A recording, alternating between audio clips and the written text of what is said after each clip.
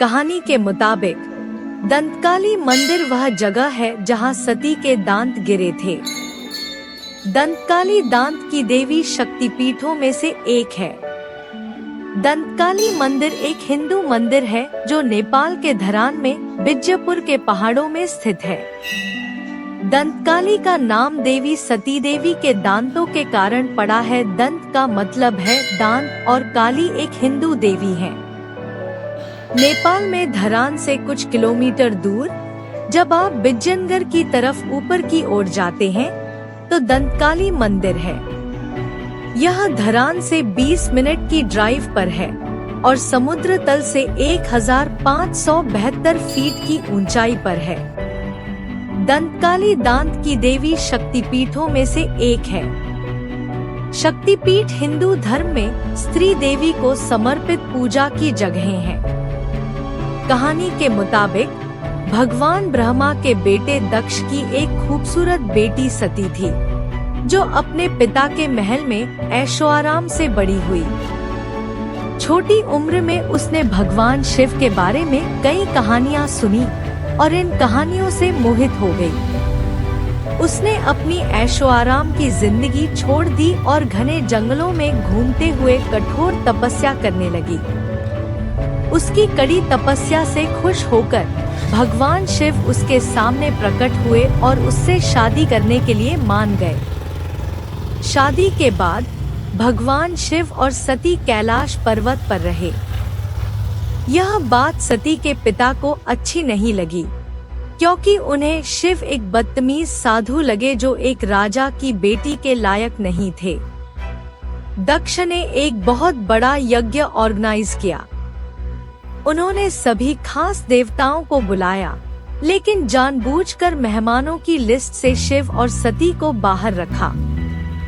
सती ने हार नहीं मानी और अपने पिता के घर यज्ञ में पहुंच गई, जहां उन्हें बुलाए गए मेहमान जैसा सम्मान नहीं दिया गया।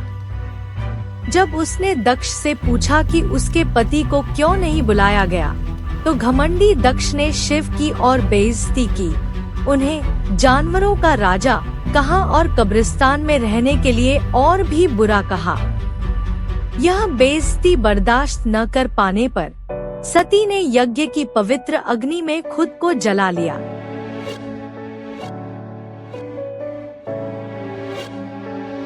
जब शिव को अपनी पत्नी की मौत के बारे में पता चला, तो वे गुस्से में आ गए और अपने बालों की 2 लटें तोड़ ली, जिनसे उन्होंने वीरभद्र और भद्रकाली को बनाया।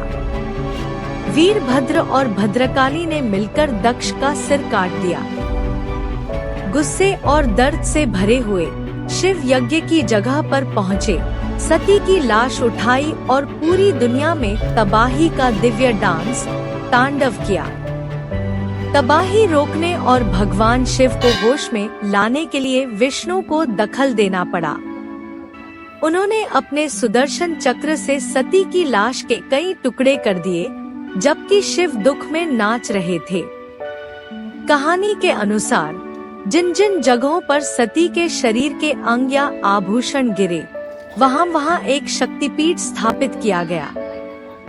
ये जरूरी मंदिर हैं, जहाँ शक्ति परंपरा में देवी माँ की पूजा की जाती है।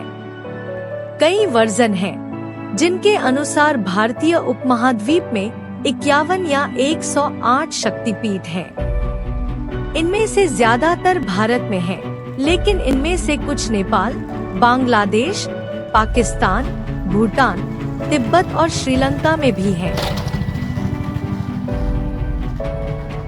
कहानी के मुताबिक दंतकाली मंदिर वह जगह है जहां सती के दांत गिरे थे। जब मैंने पहली बार मंदिर में कदम रखा, तो मुझे दीवार में एक छोटा सा छेद दिखा, जहां मूर्ति पर लाल कपड़ा और फूल जैसे बहुत सारे चढ़ावे रखे थे। मैं ज्यादा कुछ नहीं देख सका, लेकिन रिक्वेस्ट करने पर पुजारी ने चढ़ावे को एक तरफ रख दिया और हमें दंतकाली की मूर्ति दिखाई।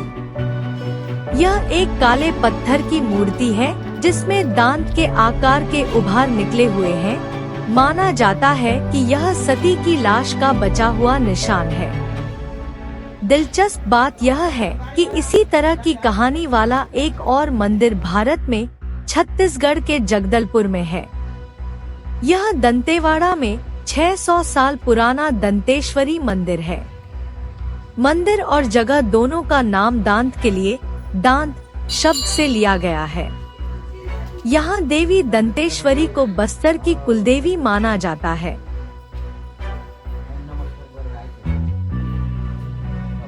यह मंदिर नवरात्रि के दौरान तीर्थयात्रियों के लिए एक लोकप्रिय जगह है। देवी दुर्गा के 9 अवतारों शैलपुत्री, ब्रह्मचारिणी, चंद्रघंटा, कूष्मांडा, स्कंदमाता, कात्यायनी, कालरात्रि, महागौरी और सिद्धिदात्री की पूजा लगातार 9 दिनों तक की जाती है।